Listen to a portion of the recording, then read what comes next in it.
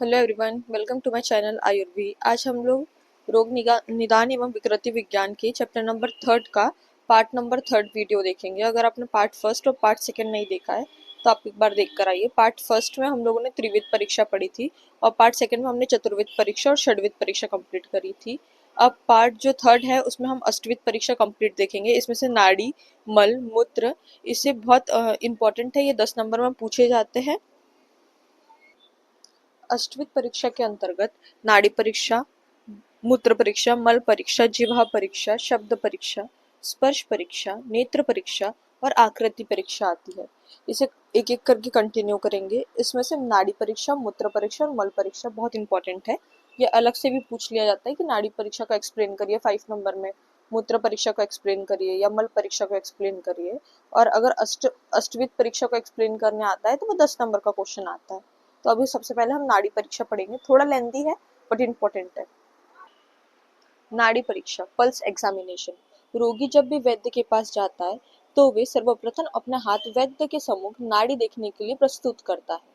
मतलब जब भी कोई रोगी आता है डॉक्टर के पास में तो सबसे पहले क्या करता है, डॉक्टर भी पल्स ही चेक करता है और पेशेंट को भी पता होता है कि क्या करने वाला है। ये तो नॉर्मल प्रोसेस होती है, ठीक है। नाड़ी जानने वाले विद्वानों का कहना है कि जैसे वीणा के तार संपूर्ण रागों को प्रकट करते हैं, मतलब वीणा वीणा जो यंत्र है उसके जो तार है वो संपूर्ण रागों, मतलब जितना भी राग उत्पन्न होते हैं संगीत में उसको प्रकट करते हैं। ठीक वैसे ही हाथ की नाड़ी सभी रोगों को बताती है। मतलब अगर हाथ की जो नाड़ी है उसे चेक किया जाए तो वो सारे जो रोग उत्पन्न होने वाले शरीर में उसके बारे में बताती है। अब है नाड़ी परीक्षा स्थान। आयुर्वेद में वर्णित रक्तवह धमनियां, मतलब जो आर्टरीज है उनकी परीक्षा की जाती है। उसे ही क्या कहा जाता है, नाड़ी परीक्षा कहा जाता है।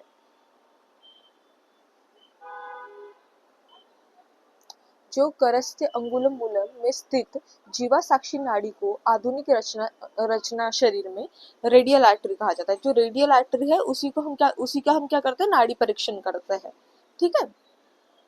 उसे क्या जीवन साक्षी भी कहा गया है।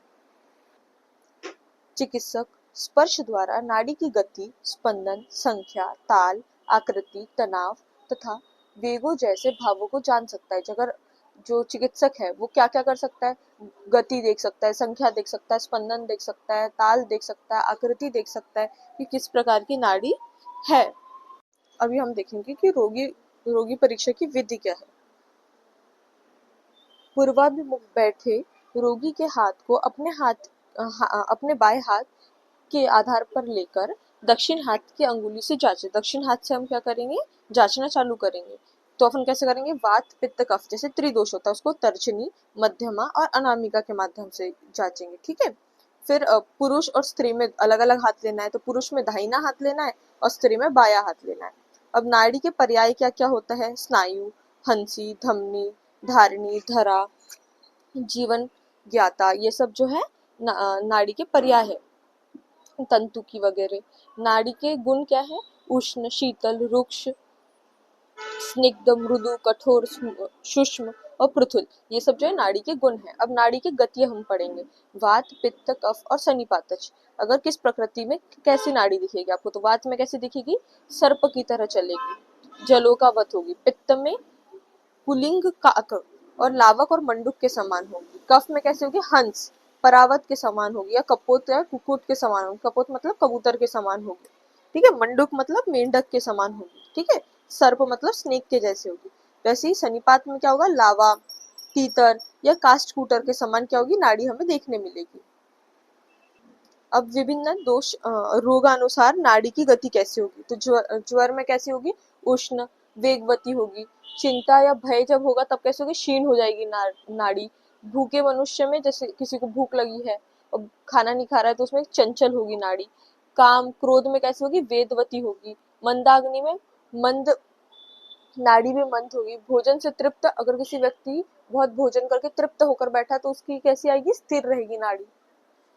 अब असाध्य नाड़ी गति कैसी होती कि जिसको ठीक ना किया जाए, वैसे नाड़ी गति कैसे पता चलेगी, जो नाड़ी रुक रुक के चलती है वो कैसी होती है, प्राणघातनी होती है, ठीक है। जो नाड़ी स्थिर रहे फिर बिजली जैसे चले, मतलब पहले तो वो स्थिर रहेगी लेकिन फिर एकदम से बिजली जैसे चलेगी तो उस व्यक्ति का होगा 2 दिनों में मृत्यु हो जाएगी। जिस मनुष्य की नाड़ी अग्रभाग में नहीं चलती है और शीतल हो, अंत में थकी हुई हो, मतलब पहले तो वो चलेगी नहीं, दूसरा वो शीतल रहेगी, तीसरी वो अंत में बहुत थकी हुई होगी, वो 3 दिन में उसकी मृत्यु हो जाएगी।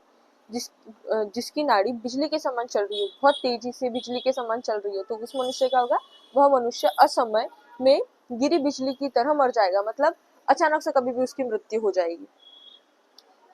जिसकी नाड़ी पैरों के घात हो, मतलब पैरों से अपने को उसकी नाड़ी लेनी पड़ रही है, हाथों से नहीं, तो ऐसे मनुष्य को त्याग देना चाहिए। मतलब हाथ में उसकी नाड़ी ही पता नहीं चल रही है, तो ऐसे मनुष्य का हमें त्याग कर देना चाहिए, वो असाध्य व्यक्ति, उसकी मृत्यु कभी भी हो सकती है। जो नेक्स्ट परीक्षा है वो है हमारी मूत्र परीक्षा, मतलब यूरिन का एग्जामिनेशन करना। आयुर्वेद में वर्णित तेल बिंदु परीक्षा मूत्र परीक्षा के अंतर्गत बहुत ही महत्वपूर्ण माना गया है। मूत्र परीक्षा के आधार, किस आधार पर अपन मूत्र परीक्षा करते हैं? प्रवृत्ति, मतलब कैसे है, ठीक है। स्वेदन और निर्वेदन, धार जो रहेगी वो कैसी रहेगी? सावरोध या विभक्त। सहन कैसे रहेगा? द्रवत्व व घनता, ठीक है, मतलब बहुत ज्यादा लिक्विड फॉर्म में गया, थोड़ा घन भी है। सरकता उष्णवात, मतलब हल्की सी उष्ण होनी चाहिए। सुपय मतलब फिरंग। फिर है गंध, कैसे होगी? अश्मरी बस्त गंध होनी चाहिए। सशुक्र क्या? शुक्र में है।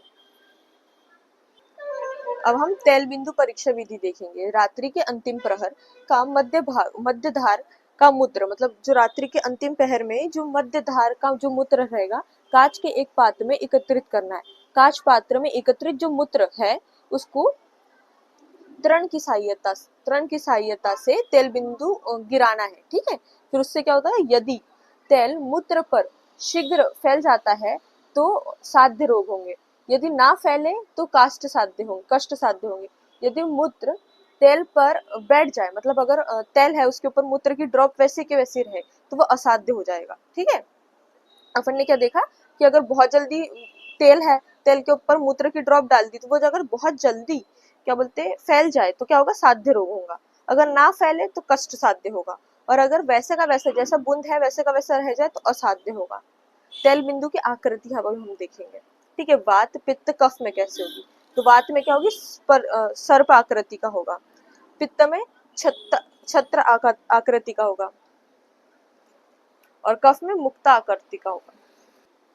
अभी हम देखेंगे कि दोष के अनुसार मूत्र का वर्ण कैसे होता है। वात पित्त कफ, वात पित्त वात कफ, कफ पित्त और सनिपात, इनमें कैसे कैसे वर्ण, मतलब कैसे कलर दिखाई देंगे। तो वात में क्या होगा? अगर रोग होंगे तो पांडु वर्ण या नीला या रुक्ष दिखाई देगा। पित्त में क्या होता है? रक्त वर्ण का, पीत मतलब ज्यादा येलोइश दिखाई देगा। अरुण वर्ण तेल के समान दिखाई देगा। कफ में फेन युक्त होगा, पिश्चिल होगा। वात पित्त में धुएं के समान होगा, मतलब उष्ण होगा और धुएं के समान होगा। वात कफ में क्या होगा? श्वेत वर्ण का होगा। वात पित्त में क्या होगा? कलुष वर्ण का होगा। और सन्निपातज में मिश्रित वर्ण दिखाई देगी आपको, ठीक है। अब जिससे एमसीक्यूज बनते हैं वो रोग के अनुसार मूत्र का अपन वर्ण देखेंगे। तो सबसे पहले क्या है? ज्वर या यकृत विकार। तो अगर ज्वर होता है या कोई यकृत विकार होते हैं तो कैसे होगा? अल्प मात्रा में पीला रंग दिखाई देगा। या मूत्र में अतिसार होगा तो बार बार पानी जैसा यूरिन पास होगा। पांडु या कामला या पित्त विकार में क्या होगा कि अधिक पीले रंग की मूत्र होगी हमें। पित्त वृद्धि, अगर पित्त की वृद्धि हो गया तो क्या होगा? गहरा पीला रंग की मूत्र दिखाई देगा। मूत्राशय शूल में, मतलब मूत्राशय जो ब्लैडर में शूल हो रहा है तो क्या होगा? मांस धोकन के समान मूत्र होगा, ठीक है। ज्वर में क्या होगा? ज्वर भी अपन ने देखे हैं कितने प्रकार के होते हैं। तो वात ज्वर में नीला रंग दिखाई देगा। पित्त ज्वर में पीला व सफेद रंग। त्रिदोष विकार में क्या होगा? लाल व काले रंग की मूत्र दिखाई देगा। जीर्ण ज्वर में क्या होगा? अजा के मूत्र के वर्ण का, अजा का जो मूत्र होता है उसके वर्ण का हमें मूत्र दिखाई देगा, ठीक है। उदक में हमें क्या होगा?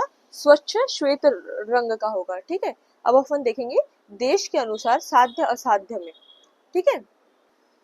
दिशा के अनुसार साध्य असाध्य में क्या है? तेल बिंदु परीक्षा का हम देखेंगे। तो पूर्व दिशा में क्या होगा? रोग शीघ्र नष्ट हो जाते हैं, ठीक है। अगर अपन ने तेल लिया, उसके ऊपर अपन ने बूंद डाल दी यूरिन की, तो अगर वो यूरिन पूर्व दिशा में चले गया तो क्या होगा? रोग शीघ्र ही नष्ट हो जाते हैं। पश्चिम दिशा की ओर चले गए तो सुख साध्य एवं आरोग्य की प्राप्ति होती है। उत्तर दिशा के ऊपर चले गए तो शीत आरोग्य प्राप्त होगा आपको। दक्षिण में ज्वर एवं आरोग्य होगा, ठीक है। ईशान दिशा में चले गए तो 1 मास के अंदर मृत्यु हो जाएगी। आग्नेय या नैऋत्य कोण में चले गए तो मृत्यु तो निश्चित ही है। वायव्य कोण में अमृत पिलाने पर भी मृत्यु होगी। ये सब कहा गया है, याद करना जरूरी है, संहिताओं में लिखा हुआ है। जिस प्रकार से हम लोगों ने मूत्र परीक्षा में तेल बिंदु परीक्षा पढ़ी, वैसे ही मल परीक्षा में क्या करेंगे, मल तारण परीक्षा पढ़ेंगे। ठीक है, आयुर्वेद में मल परीक्षा के अंतर्गत मल तारण परीक्षा की जाती है। इसमें आम मल और निराम मल ये दो टाइप का बताया। तो आम मल क्या होता है, जो मल जल में डालने से डूब जाए, ऐसा मल जो जल में अपन ने डाला तो वो डूब जाए, उसको क्या कहते हैं, आम मल। और जो निराम है, जो मल जल में डालने से वो डूबे ना और तैरते रहे, उसे क्या कहेंगे, निराम मल। ठीक है, अभी हम देखेंगे दोष के अनुसार जो है वो मल का वर्ण क्या होगा।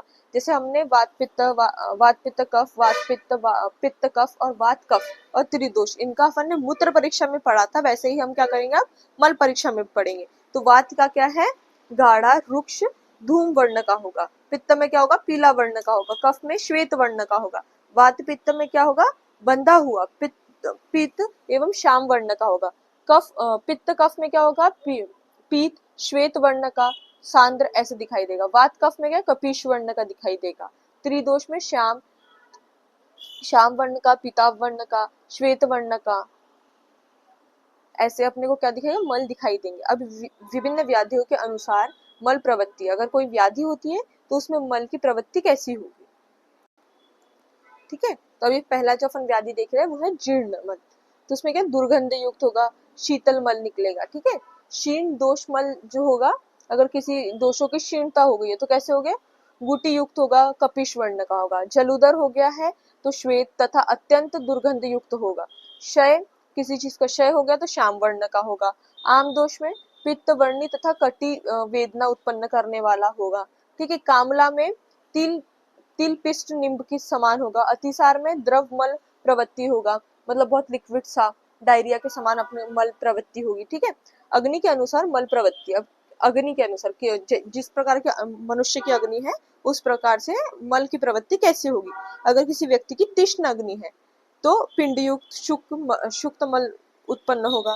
मंद अग्नि है तो द्रवीकृत मल उत्पन्न होगा। ठीक है, अब साध्य असाध्य के अनुसार, साध्य और असाध्य, साध्य में अत्यंत दुर्गंध युक्त मल आएगा। फिर असाध्य में अत्यंत काला, श्वेत, पीला, लाल वर्ण, मतलब कोई भी कलर का वर्ण अपने, कोई भी कलर का मल अपने को दिखेगा। ठीक है, और साध्य में क्या होगा, अत्यंत दुर्गंधी युक्त क्या होगा, मल निकलेगा। अब पैथोलॉजिकल वेरिएशंस अगर मॉडर्न में देखे होंगे, हार्ड एंड ड्राई स्टूल अपने को कॉन्स्टिपेशन में मिलेगा। लूज वाटरी स्टूल हमें डायरिया में मिलेगा। मतलब अपन ने ऊपर में पढ़ा था अतिसार में अपने को कैसे मिलेगा, द्रवमल प्रवृत्ति मिलेगी। ब्लडी स्टूल, जिसमें ब्लड हो तो कुलॉन कैंसर में अपने को क्या, ब्लडी स्टूल मिलेगा कि स्टूल के साथ में अपने को ब्लड भी निकल रहा है। स्टूल विथ म्यूकस, म्यूकस के साथ में अगर स्टूल निकल रहा है, मतलब म्यूकस अत्याधिक मात्रा, नॉर्मल तो म्यूकस होता है बट बहुत ज्यादा मात्रा में अगर म्यूकस निकल रहा है तो क्या होगा, अमीबॉइक डिसेंट्री हो जाएगी। जिस प्रकार से हमने नाड़ी, मल, मूत्र की परीक्षा देखी, अभी हम लोग जीवा परीक्षा देखेंगे। तो जीवा परीक्षा को टंग एग्जामिनेशन बोला जाता है। ये भी डॉक्टर नॉर्मल एग्जामिनेशन में जब हम लोग पेशेंट आता है तो ये सब हम सबसे पहले ही करते हैं कि अपनी टंग वगैरह चेक करते हैं पेशेंट की वगैरह। Tongue is a mirror of gastrointestinal tract. Tongue को क्या बोला गया है, मिरर बोला गया है गैस्ट्रोइंटेस्टाइनल ट्रैक्ट का, कि आपका डाइजेशन वगैरह कैसे चल रहा है। ठीक है, स्वस्थ मनुष्य की जीवा गीली, स्वच्छ और आग्रमी भाग, मतलब सामने की तरफ से कैसी होती है, लाल दिखाई देती है।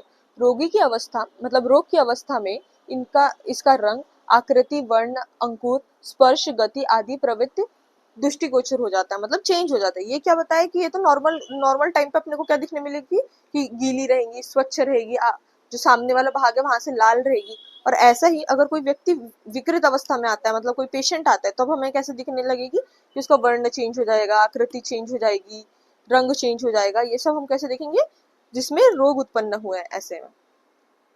ठीक है, अभी रोग के अनुसार जीवा परीक्षा देखेंगे। वात में क्या है, शीत, खर, स्पर्श और स्फुटित युक्त, मतलब फटी हुई लगेगी, शीत रहेगी, ठंडी रहेगी। खर मतलब रफ सी दिखाई देगी। अभी अपन ने देखा था कि नॉर्मल स्वच्छ होती है, गीली होती है, लेकिन अपने को खर युक्त दिखाई देगी। पित्त में रक्त या श्याम वर्ण की दिखाई देगी। कफ में क्या है, शुभ्र या अति पिश्चल दिखाई देगी। द्वंद्व जो रोग है, मतलब वात पित्त या वात कफ या पित्त कफ, इन सब में मिश्रित लक्षण दिखाई देंगे। मतलब खर भी हो सकती है, श्याम वर्ण भी हो सकती है, रक्त वर्ण भी हो सकती है। या अतिपिश्चिल भी हो सकते हैं, मतलब कोई भी इसमें से लक्षण आपको दिखाई देंगे, मतलब मिश्रित लक्षण पाए जाएंगे। तो उन्होंने नॉर्मली एक ही वर्ड में लिख दिया ऐसा, ठीक है। सन्निपातज में क्या होगा, कृष्ण, कीटक युक्त, शुष्क, ऐसे लक्षण अपने को दिखाई देंगे, ठीक है। अगर हम देखते हैं कि रोग के अनुसार जीवा की स्थिति कैसे होगी, श्वेत या पीत मलावृत, अगर श्वेत या पीला दिखाई दे, मतलब व्हाइटिश या येलो कोटेड अगर हमें दिखाई दे तो मल का अवरोध है, आमाशय में शोथ है, ज्वर है, आमवात है, कंठ विकार, ये सब काय में दिखाई देंगे अपने को, श्वेत या पीले वर्ण की अपने को कोटेड क्या मिलेगी, लिप्स मिलेगी, ठीक है। फिर है अपना सेकेंड मलाकृत शुष्क जिह्वा, ठीक है, मतलब उसमें अपन का विषम ज्वर होगा, त्रिदोष होगा, ज्वर होगा, वातज ज्वर, इसमें कैसे मिलेंगे, मलावृत शुष्क जीवा मिलेगी। रक्त व कुटकुट युक्त, इसमें आंत्र शत मिलेगा, ठीक है। नीली काली जीवा अपने को देखने मिलती है तो जीर्ण, आमवात, विसूचिका, ये सब अपने को कहाँ मिलेगा, नीले या काली जीवा अपने को देखने मिलेगा। स्थूल जीवा मतलब बहुत फूली हुई ऐसे स्थूल जीवा मिलेगी तो क्या होगा, अग्निमांत होगा, अजीर्ण होगा, ज्वर होगा। अब जीवा कंप क्या होगा कि जीवा काप मतलब कंपन हो रहा है जीवा में, तो कैसे होगा, कंपवात होगा, तीव्र अत्यधिक तीव्र ज्वर में होगा, ठीक है। पांडु रोग में क्या होगा, जीवा श्वेत हो जाएगी, जीवा का कलर कैसा श्वेत वर्ण का दिखेगा, कहाँ, पांडु रोग में। अर्दित मतलब फेशियल पैरालिसिस में क्या होगा, जीवा टेढ़ी या वाणी अस्पष्ट होगी, मतलब जिसे फेशियल पैरालिसिस है तो ऑफकोर्स इसकी जीवा क्या होगी, टेढ़ी हो जाएगी, मतलब फेस पूरा ही टेढ़ा है, जीवा भी टेढ़ी हो जाएगी और वाणी जो है वो अस्पष्ट होगी, प्रॉपर वाणी नहीं होगी, ठीक है। अभी हमने आयुर्वेदिक पार्ट देखा, तो अभी हम लोग देखेंगे मॉडर्न पार्ट में, तो फिजियोलॉजिकल वेरिएशन ऑफ टंग देखेंगे। तो अगर हमें ब्राइट रेड कलर दिख रहा है, मतलब बहुत ही ज्यादा रेडिश दिख रही है तो विटामिन B12 की डेफिशिएंसी है, ठीक है। ब्लैक टंग दिख रही है तो एक्सेसिव स्मोकिंग, जो स्मोकर्स है उनकी टंग कैसे दिखेगी, ब्लैक, उनके लिप्स भी ब्लैक दिखते हैं, ठीक है। एबनॉर्मल स्मूथनेस कब दिखेगी, एटोपिक ग्लॉटिस में, इन सब में एबनॉर्मल स्मूथनेस मिलेगी, कहीं स्मूथ है कहीं नहीं है। थिक येलो कोटिंग, अगर येलो कोटिंग है तो एक्सेस बैक्टीरिया, अब हमने अभी ऊपर देखा था कि अत्याधिक श्वेत वर्ण या पीताभ वर्ण में क्या दिखा था, मल का अवरोध करता है, आमाशय शोथ करता है, ज्वर, आमवात या कंठ रोग, ये सब होता है। तो अपन मॉडर्न में क्या पढ़ा, थिक येलो कोटिंग का में एक्सेस बैक्टीरियल इन्फेक्शन में हो सकता है। व्हाइट क्रीमी मतलब बहुत ज्यादा व्हाइटिश हो तो ओरल ओरल किसी भी चीज का डिसीज हो सकती है। अभी जीवा परीक्षा के बाद हम नेक्स्ट क्या देखेंगे, शब्द परीक्षा। ये सब छोटे हैं, अब स्टार्टिंग के जो 3-4 थे कि नाड़ी परीक्षा, मल परीक्षा, मूत्र परीक्षा, ये सब बहुत डिटेल में पढ़ना है क्योंकि वो 5 नंबर में पूछे जाते हैं। और अगर शब्द परीक्षा, स्पर्श परीक्षा या आइस का एग्जामिनेशन हो गया, ये सब हम शॉर्ट में देखेंगे, ठीक है। अब सबसे पहले शब्द परीक्षा, एग्जामिनेशन ऑफ साउंड, ठीक है। रोगी के अंगों में होने वाले शब्दों को श्रोत मतलब ईयर्स द्वारा सुनकर परीक्षा करना। तो जैसे कोई पेशेंट आया, अगर उसके किसी भी अंग में बहुत ज्यादा साउंड आ रहा है या कुछ तो एबनॉर्मल साउंड प्रोड्यूस हो रहा है तो उस सब की भी परीक्षा करना बहुत आवश्यकता है, ठीक है। अब अपन क्या देखेंगे, दोष के अनुसार शब्द की परीक्षा, जैसे अपन ने बाकियों में देखा था। तो वात, पित्त, कफ। वात में न गुरु न स्फुटित, पित्त में स्फुटित आएगा, कफ में गुरु आएगा। तो वात में कैसे गदगद सुनाई आएगा, पित्त में अस्पष्ट सुनाई आएगा, कफ में भारीपन, क्योंकि कफ के गुण के अनुसार सब दिया हुआ है, कफ में कैसे भारीपन होगा, पित्त में अस्पष्ट दिखाई देगा और वात में गदगद जैसे साउंड सुनाई देगा। व्याधि के अनुसार शब्द की परीक्षा अपन ने देखी, ठीक है। जैसे गर्द भवत खर स्वर कैसे वातज स्वेद भेद में होगा, ठीक है। अस्थि मज्जागत कुष्ठ में कैसे होगा, स्वरो उपघात अपने को देखने मिलेगा। तो कास में कैसे होगा, क्षितिज कास में कैसे होगा, ये सब आप पढ़ लेना, ठीक है। अभी हम जा रहे हैं स्पर्श परीक्षा को देखने, एग्जामिनेशन ऑफ टच। दर्शन परीक्षा से ज्ञेय विषयों को स्पर्श के द्वारा ज्ञान किया जाता है। अपन कोई भी चीजें अपन ने दर्शन करके देख लिया, अब उसके बाद हम क्या करेंगे, स्पर्श परीक्षा के द्वारा उसको एग्जामिन करेंगे। स्पर्श ज्ञान को त्वचा के आश्रित माना गया है। स्पर्श ज्ञान को क्या अपन ने त्वचा के आश्रित माना है। स्पर्श कहाँ करेंगे, त्वचा पे करेंगे, किसके करेंगे, रोगी के करेंगे।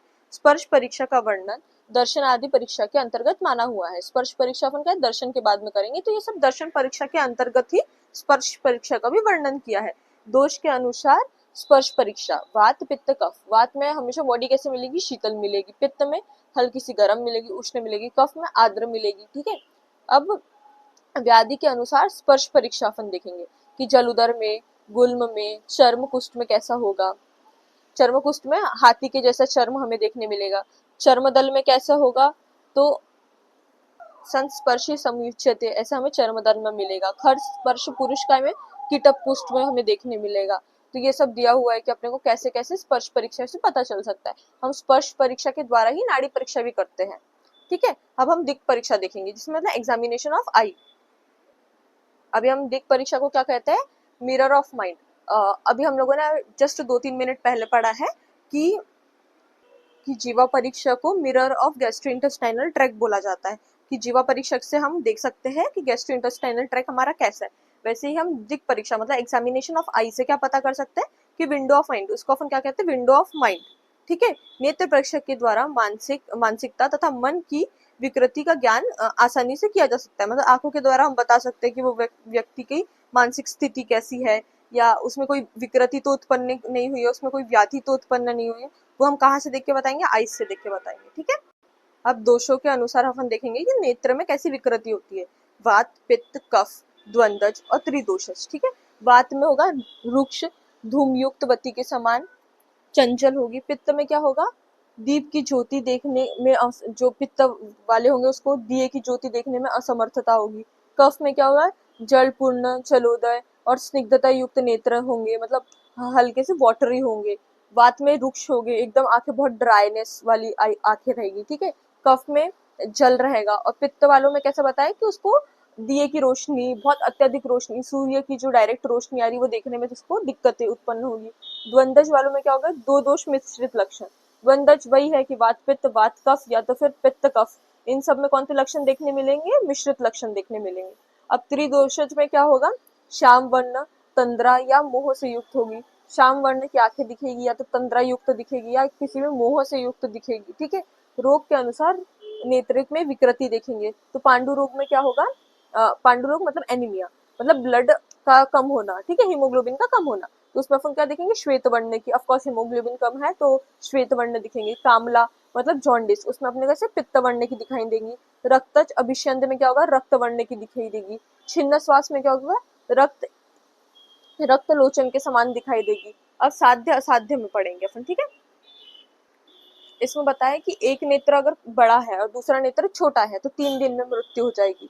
ज्योतिहीन एवं काले नेत्र हो गया तो निश्चित ही मृत्यु हो जाएगी। कृष्ण वर्ण एवं विकाल नेत्र जो अगर दिखाई देंगे तो मृत्यु हो जाएगी इसकी। ठीक है, ये साध्य असाध्य आपको याद करना जरूरी है, बट ऐसा कुछ है नहीं, आप लोग संहिताओं में लिखा है तो याद कर सकते हैं। अब आकृति के अनुसार अपने को बॉडी का एग्जामिनेशन करना है, जनरल एग्जामिनेशन ऑफ बॉडी करना है। ठीक है, तो कि बॉडी कैसी दिखती है, क्या होती है। ठीक है, इस परीक्षा के द्वारा संपूर्ण शरीर का एक द्रव्यावलोकन किया जाता है। आकृति परीक्षा के अंतर्गत वर्ण, सार, सहन, प्रमाण, देह स्थिति, शोध तथा श्वास आदि की गति की परीक्षा की जाती है। इसे क्या मिरर ऑफ माइंड कहा जाता है। ठीक है, हमने विंडो ऑफ माइंड किसको पढ़ा था, आइस को, और मिरर ऑफ माइंड हम किसे पढ़ रहे हैं, आकृति को, कि हम क्या देख रहे हैं। ठीक है, और मिरर ऑफ जीआईटी किसे बोला जाता है, जिह्वा परीक्षा को। ठीक है, इसमें मॉडर्न में भी बताया है कि कैसे गेट्स बताए हैं, एंटेजिक गेट, फेस्टिनेटिंग गेट हो गया, सीजर गेट हो गया, उसमें क्या होगा, जॉइंट पेन, पार्किंसन डिसीज, ये सब बताया, आप लोग एक बार देख लीजिए। अभी हम लोग नेक्स्ट स्लाइड पे जा रहे हैं। हमने जो अभी अष्टविध परीक्षा देखी, हम उसके महत्व को देखेंगे। ठीक है, अकॉर्डिंग टू योग रत्नाकर अष्टविध परीक्षा में नाड़ी परीक्षा को विशेष महत्व दिया गया है। ठीक है, ऐसे तो सब 8 परीक्षा को विशेष महत्व दिया हुआ है, लेकिन नाड़ी परीक्षा को ज्यादा ही विशेष महत्व दे दिया है। ठीक है, चिकित्सकों को सर्वप्रथम नाड़ी, जीवा, आंखें, मूत्रादि की परीक्षा कर ही चिकित्सा कर्म में प्रवृत्त होना चाहिए। मतलब सबसे पहले क्या होगा, जब पेशेंट आता है तो हमें कैसे नाड़ी देखनी चाहिए, जिह्वा देखनी चाहिए, आंखें, उनका मूत्र, ये सब अपने को एग्जामिन करना चाहिए। उसके बाद हमें चिकित्सा देनी चाहिए। ठीक है, जो चिकित्सक नाड़ी, मूत्र और जिह्वा आदि की प्रवृत्त एवं विकृत भावों को नहीं जानता, वह रोगी को मार डालता है। अब ऐसा चिकित्सक मतलब ऐसा डॉक्टर जो नाड़ी, मूत्र, जिह्वा इन सब के नॉर्मल जो फिजियोलॉजी है उनको नहीं जानता, और एबनॉर्मलिटी जब आ जाती है तब नहीं जानता, उसके कारण क्या होता है, रोगी की मृत्यु हो जाती है। नाड़ी आदि की परीक्षा के द्वारा अरिष्ट का ज्ञान हो जाता है। अगर नाड़ी का परीक्षण करना जानते हैं तो हम अरिष्ट जो रोग हो गए उसका हम पता कर सकते हैं। नाड़ी आदि सभी परीक्षा द्वारा व्याधियों का ज्ञान हो जाता है। अगर हम लोग नाड़ी देखना सीख जाए तो हम बहुत सारी व्याधि भी देख सकते हैं। अभी हम लोगों ने देखा था कि रोग के अनुसार नाड़ी और दोनों दोषों के अनुसार हम लोगों ने नाड़ी देखी थी। तो अगर हम नाड़ी नाड़ी आदि सभी परीक्षा के द्वारा व्याधि का ज्ञान हो जाता है, ठीक है। अश्वित परीक्षा के द्वारा साध्य असाध्य व्याधियों का ज्ञान हो जाता है। अगर हम अश्वित परीक्षा को जानते हैं, नाड़ी, मल, मूत्र, जिह्वा, त्वक, ये सब स्पर्श मतलब त्वक अर्थात स्पर्श वगैरह और नेत्र वगैरह, इन सब के द्वारा अगर हम परीक्षण करते हैं तो हम लोग देख सकते हैं कि जो व्याधि हो रही है वो साध्य है या असाध्य है, ठीक है। अगर ऐसे ही आपको हैंड रिटन नोट्स चाहिए तो प्लीज मेरे चैनल को लाइक, शेयर और सब्सक्राइब करिए। Thank you.